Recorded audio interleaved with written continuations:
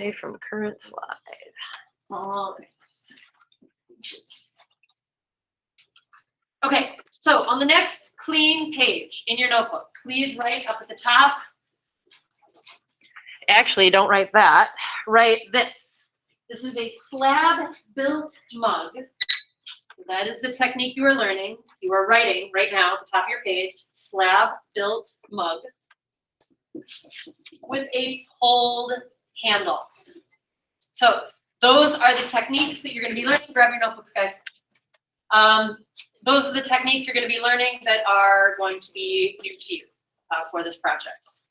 For this project, I'm not going to require a design on the surface of your mug.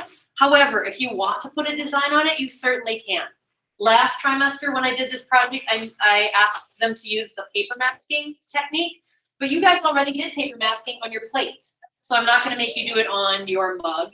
But if you want to carve or add or use Engope to add a design, you certainly can. So there's four new terms, and I'm going to ask you to write down in that notebook. Please take a couple minutes to get these 4 terms into your notes.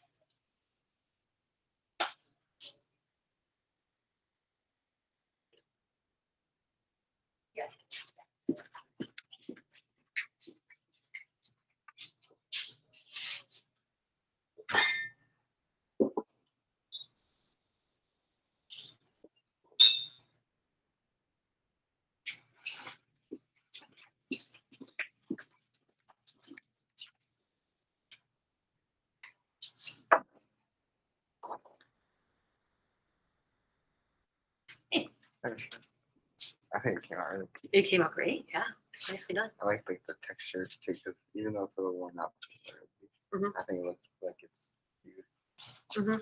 Like old, Yeah. vintage. Yeah. Thanks. Thank you. Yeah, you bet.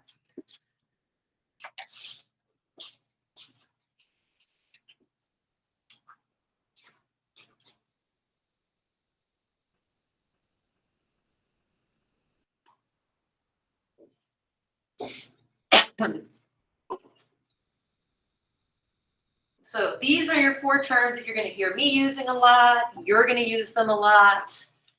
Some of them should actually be somewhat familiar to you. Like you've worked with slabs before, most of you in ceramics A. You should remember the word bevel. That should be something that you used or did in ceramics A. But not everyone. We've all had different experiences because some of us had A in distance learning.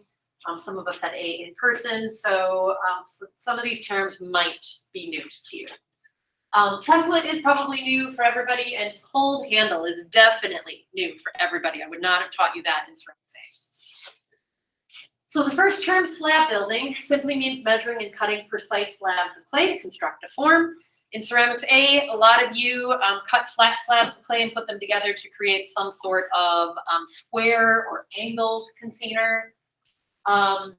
In ceramics A, for those of you who did distance learning, I don't know that you did a lot of slab work. I don't think that we did much of that in A. So you're going to be building this piece with slabs. Definitely the people who are at home are going to be building with slabs.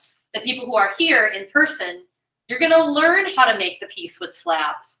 But then if you choose to, if you prefer, you could also make this piece on the wheel, or you could do that instead on the wheel. So that is an option for those of you who are here in person. Term number 2 is template. A template is a non-clay shape that helps you precisely measure and cut a clay slab. So I have given you, or I will be giving you, something to use as a template so you don't actually have to make your own template. People at home, you have the same object, and I'll be talking about that in a little bit, because you need precision when you're working with slabs. They have to fit together accurately. So practicing on paper first, making the paper version of the template first, helps you be a lot more successful when you're working with clay. We're not just going to invent our shapes and slap them together. Term number 3 is bevel. A bevel is a 45-degree cut. And if you cut 2 45-degree cuts, it helps the pieces come together either at a strong angle, if that's what you need, or it helps the pieces come together so there's virtually no seam at all. And that's how we're going to be using bevels, cutting them so there's virtually no seam where your slabs come together. And then finally, a pulled handle. I'm not going to talk too much about what it is today. Just know that you will have to make a pulled handle, whether you choose to make this mug with slabs or whether you choose to make it on the wheel. You will be making a pulled handle, which is a quick way to make strong, smooth, functional handles for pots. So this is the way most professional potters make their handles. Although I don't, for my pots that I sell, I prefer to make handles another way, but it's a really good thing to learn how to do. So you are going to be making pulled handles and flipping and scoring it to your pots. Right. So anyone need further time on this slide? Okay, great.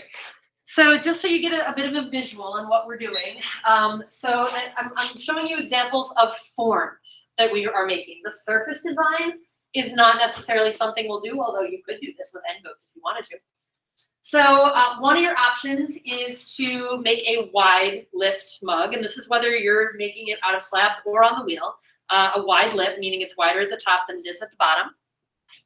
Another option would be a wide bottomed mug, so it's really stable, wider bottom, narrower top. You could do that with slabs or on the wheel. And then your third option is an hourglass mug. An hourglass, it's wide and then narrow and then wide again, like an hourglass would be. So you can do any of these three shapes, either on the wheel or with slabs. It's really up to you which of the shapes you would prefer to do. So the things you're going to need today, people at home and people who are here, the things you will need are a paper cup, because that is our template. This is what we're going to be basing. We're going to cut this apart. We're going to use this to trace our slab.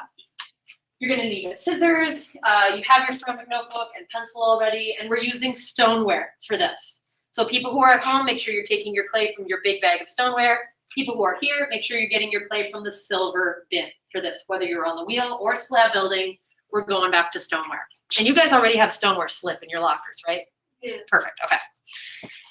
So here are your steps for today. I'm going to breeze through them now, but then I'm going to show you the steps in a demo, so it'll make more sense. So the first thing you're going to do is you're going to take your paper template. And people who are here, I have cups. If you want to do the paper template idea, you can take the cups. And we're going to cut up wherever the seam is. There should be a seam. Oh, this one there isn't. So you're just going to cut straight up, and then cut off the bottom, and then cut off this rim, because the rim is kind of curled over and it makes the template not lay very flat. So we're just going to cut that up until we have basically this cup piece laid out flat. That is our template. Then you're going to get a large grapefruit clay, you're going to wedge it, and then throw it, the diagonal throwing method, to make your 1/4 inch thick slab. People at home, you're going to throw your slab or use that rolling pin that I gave you. People who are here, you can throw your slab, or you also have the benefit of using the slab roller to do that. But you would need to pre-flat the clay if you use the slab roller. Next, you're going to use the paper cup template, and you're going to cut out the slab using the template. So the clay slab is the same shape as your paper template. Then we're going to cut bevels on the two sides of your slab that are going to be joined together to create a cup. So I'll explain what that means in the demo. It'll make more sense. But you're going to be cutting two bevels so your pieces come together seamlessly. And people are at home, you're going to do that with a toothpick. People who are here, you have needle tools to do that with. You're going to score, slip, and meld that seam. And that's when you decide, this is the point at which you decide whether you want to have your cup be wider at the top, wider at the bottom, or whether you want it to be an hourglass, in which case it would be something, this is really tall, it wouldn't have to be this tall, something more like this, right? So I'll show you how to do the hourglass thing if you'd like that idea choice. Okay, so once you have the seam melded together, you're going to put the clay piece that you've made on the additional slab that you haven't wrapped yet, that's still sitting there next to you, and you're going to trace the bottom. And that's going to be scored, slipped, and melded on. You're going to put a coil in that bottom seam for melding. And then that's as far as we're going to go for today. We're making the body of the mug today. We're not doing any designs or handles on it today. Okay, we'll take a photo. We'll bag it up tight for the weekend. I am going to, and actually this is kind of what your photo for today will look like, except that seam that's there will be gone because you will have already scored, slipped, and melted it. Okay, so I'm going to put the steps for today back up on the screen. And then I'm going to call you guys over to table 9. So please come to table 9. Tatum, would you flip on the lights before you come over, please?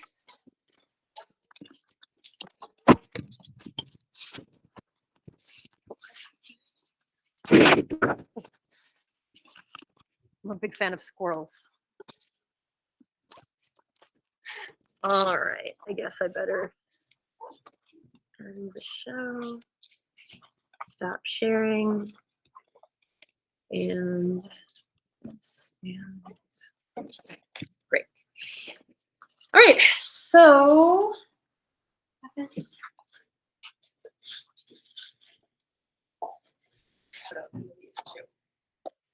all right. So your first step is to choose, if you're going to do slabs, to choose what size cup you're going to use. I would encourage you to use the bigger cups. People at home, you have this bigger cup. And the reason I encourage you to do that is because that's going to give you a bigger mug body. These smaller cups are going to give you something pretty tiny. Okay, so the only reason I put out these smaller cups is this might be good if you're doing the hourglass, because then you put the two of these smaller cups together and you get a much more reasonably sized hourglass shape. Okay, so and so people at home, I apologize, you do not have the option of the smaller cups, but you also can use this template and just cut it down to make it smaller too. I'll explain that as I go. So I have my template here, or I have my cup here. It's not a template yet.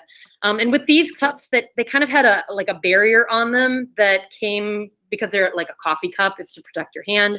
So I found that annoying. I peeled that off right away because it was making the paper a little bit more strong than I wanted it to be. So I'm going to cut straight up as far as I can go. And then I'm going to cut off the bottom. And I'm trying to be neat about it, like try and cut straight if you can, because this is what we're going to use to trace your slab of clay. So if your template isn't neat, it's not going to help your slab much. There we go. It won't make the slab any neater if the template isn't neat. Wow, it's harder to cut than I was expecting. We used red solo cups last trimester, and those were really hard to cut. These I thought would at least lay relatively flat once it's cut open. Okay, so here's my template. This bottom part can kind of go to the side. This lip part I'm going to cut off too because it's the paper of the cup is kind of rolled over, and I feel like it's just going to make it harder for me to lay this flat. Okay, so here's my template. Then if I was going to do the hourglass shape, I could do the same thing with the smaller cups, or how could I do this evenly? Or I could cut my template so that it was shorter, like to here. If I cut a gently curving mark right there, then I would have that, and I could trace that template 2 times to make the top part of my hourglass and the bottom part of my hourglass. Okay, you can make an enormous hourglass shape mug if you want. That's fine too. These do shrink about 20% in the firing. So whatever you make, it is going to end up being smaller. So I have my clay that I've actually already wet. I'll do it again just a little bit. And then I'm going to use the throwing method to make my slab of clay. So I've got my canvas taped down here, and I'm going to throw it and throw it. And I'm always kind of leading with a different edge, so it's stretching the clay as evenly as possible. So there's like a weird wrinkle on one side. I'll try to just avoid using that side. So I want this to be kind of universally 1/4 of an inch thick. And here's a way to check it. If you take your toothpick or a needle tool, poke it through on one side and mark with your fingers where the top of the slab is. So that's how thick it is on this side. And if I do the same mark and check over here, so this side's a little bit thicker because my mark is a little bit higher. So I'm going to stretch it one more time in that direction and see if it's a little bit closer. I know I'm putting holes in my slab, but yeah, that's better. But they won't stay there. They'll go away as I'm working on this. Okay, so I have my slab made. Now I'm going to take my template and I'm going to find the best part of my slab. I'm going to take my toothpick. People who are here, you'll have your needle tool to do this. And I'm cutting, and I'm making sure to cut with the needle straight up and down. If you cut at a weird angle, it's going to make your slabs be weird. We are going to cut your angles on this in a little bit when we cut our bevel, but we don't want that to happen accidentally. We want to be very purposeful about where our angles are. So when you're doing your first cut, just make sure that that needle or that toothpick is straight up and down. Okay, now don't scrap the rest of this slab. I'm gonna peel this off and kind of set it aside because part of this is gonna become the bottom of my mug. So I'm gonna put that there. Here's my slab. And this is the part that I want you guys to pay really close attention to because this is like the most technical part of what we're doing. So this is the bevel. And I did just have a toothpick and it's, oh, there it is. It's embedded in my clay. Good thing I caught that. So here's what I mean by bevel. And it said in the directions to cut opposite sides and opposite directions. So people who are over there, can you see? I know the computer's right in your way. Okay, good. So here's a bevel. I'm going to cut these flat sides, not the curved sides, because one is going to be the top, one is going to be the bottom. Bevels go on the flat sides.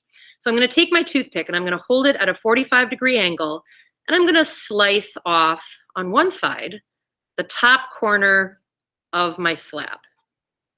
Okay, so I'm going to hold that up so people at home can see 45-degree angle, so you guys can see 45-degree angle, okay? Then on the other side, I've got to cut it also a 45-degree angle, but it's going to be the underside of the slab. So I'm going to hold the toothpick again, and this again at a 45-degree angle, but this time I'm cutting the under corner. Okay, you know, honestly, if it would be easier, you could also, like, once you cut your first slab, flip the slab over and then look how it's the exact same angle that you would cut on the opposite side. So that's another way to do it. Maybe that would be easier. But now that I've cut those two bevels, look at this beauteousness. When I wrap and roll this around, the two bevels line up almost perfectly. So now when I score and slip that seam, there's not going to be any awkward overlap or bulk where that seam comes together. And that's what we want. We want that to be a really seamless seam. Can we put phones away, please? If you're looking for ideas, that's awesome, but just look when we have work time. Okay, so now I have to decide, is this going to be a mug that's narrower at the top? Is it going to be a mug that's wider at the top? I'm not going to make the hourglass with this one. I'm going to leave it kind of like standard. So here's one that's narrower at the top, just so you can get a visual of how that looks. Here's one that's also narrower at the top, just shorter. Here's one that's wider at the top. And it also, anyone know what this is for? Like why that's there? Straw. It's for straw or like a travel mug, right? So you can take it and you don't spill as you're drinking out of it, but also it worked for a straw. I never thought of that. So that's something you can add to your mug if you want. So I kind of like that look more like wider at the top. So that's just what I'm going to go with. So I'm going to take four. So once we make this, Mhm. are we able to like to put liquids in it? Or Absolutely. After it's fired and glazed, of course. something? Yes. Gracias. So we'll be able to put like liquids in it. Absolutely. Yes, absolutely. This is meant to be an entirely functional object. Yep, it'll be just like the mugs you probably have at home, except better because you made it. Mm-hmm. So I just slipped and scored that seam. I'm going to bring that together and make the two beveled areas kind of merge with each other. People who are at home, you should have a plastic card or an old ID. People who are here, you have steel scrapers. And we're just going to compress that area. We want to eliminate that seam entirely. And on the inside, I'm just using a popsicle stick to support it on the inside. And then on the inside, I can't really fit the ID card inside there, so I'm going to use the popsicle stick to meld that interior seam. Now, it's kind of wonky right now. It's not perfectly circular. So I'm going to now try and do a little bit of shaping. And I could actually put my template back inside there because the template is fairly strong. And that could help me shape it so it keeps its shape nicely. So I'll just kind of push it in there as far as I can get it to go. I'm not going to force it, just temporarily. Then I'm going to bring my extra slab back. I'm going to put my cup on top of that slab. And first thing I'm going to do, this is going to be awkward to cut. So I'm just going to trace it first. I'm not actually going to do any cutting because otherwise my cup is going to kind of get in my way. Okay, so I just traced it. And now I'll do my actual cut. Again, holding the toothpick or the needle tool straight up and down. Okay. Then definitely scoring and slipping so that this cup is going to attach to its base extremely securely. You don't want to be drinking your hot coffee and putting it in your mug and it starts to dribble out the bottom of your mug. That would be not ideal. Then I need to score and slip the bottom here. And then they're going to come together. Again, I'm going to use either my ID card or my steel scraper to do a little bit of scraping and shaping. Get that seam out of there on the outside.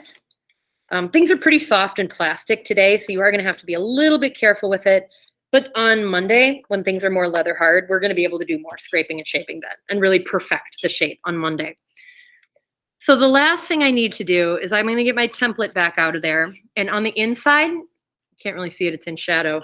But on the inside, I still need to meld inside there. So I'm going to just take a little extra clay, roll a little tiny coil.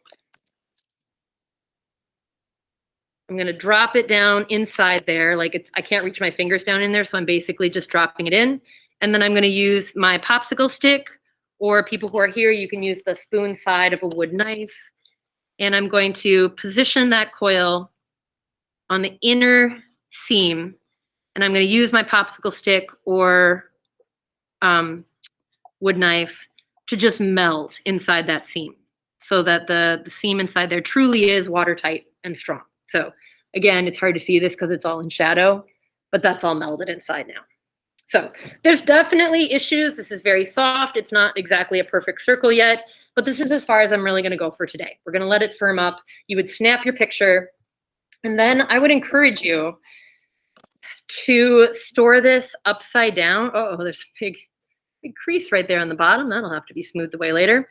If you store it on its wider side, whatever its wider side is, maybe it's going to be the bottom, maybe it's going to be the top. It'll just be more stable. It'll be less likely to tip over. And then bag this up and leave it for Monday. We're not going to work on this tomorrow because you guys who are here won't have access to your projects tomorrow. We're having a guest speaker tomorrow. So that's your process for today. People who are at home, stick around for just a little bit. I'm going to touch base with you. People who are here, just like informal, quick show of hands. How many people are interested in doing this on the wheel? Okay, how many people are interested in doing this with slabs? Great, great. It doesn't matter to me, honestly. I'm not going to even ask you to do sketches beforehand. I just want you to think about what kind of shape you're going to do. Wider at the top, wider at the bottom, hourglass. And then big cups are over there if you're going to do wider at the top or wider at the bottom. Small cups are there if you want to do hourglass. Okay, go to it. People who are at home, hang tight. Oh, I should say, if you haven't finished your raku piece yet, do that first. Get that video recorded, get your artist statement done, get it on the card. Do you know where I can find a hair tie so that I don't get the hair stuck? Yeah, I bet. I mean, I probably have a rubber band. I don't think it's going to be all that clappy, but there you go. It'll hurt, but I'll get Sorry. it. Oh, you did your cup already. So you're going to be trimming today. Or you could throw again and see if you get a shape that is, forget what yours looked like yesterday, but see if you get a shape that's more like wider at the top, wider at the bottom, like I showed today. And then if you do choose to throw again, then you'll have perhaps two objects to choose from, and you'll be able to trim the better of the two. Okay. Yeah, that's fine. Do you need, so were you in person for A at all? So did you get to try the wheel at all? Okay, so then I'll come back and help you. Okay, thank you. You would need a piece of clay about the size that I mentioned, and then choose a wheel that's like up against the lockers, not the ones. Okay.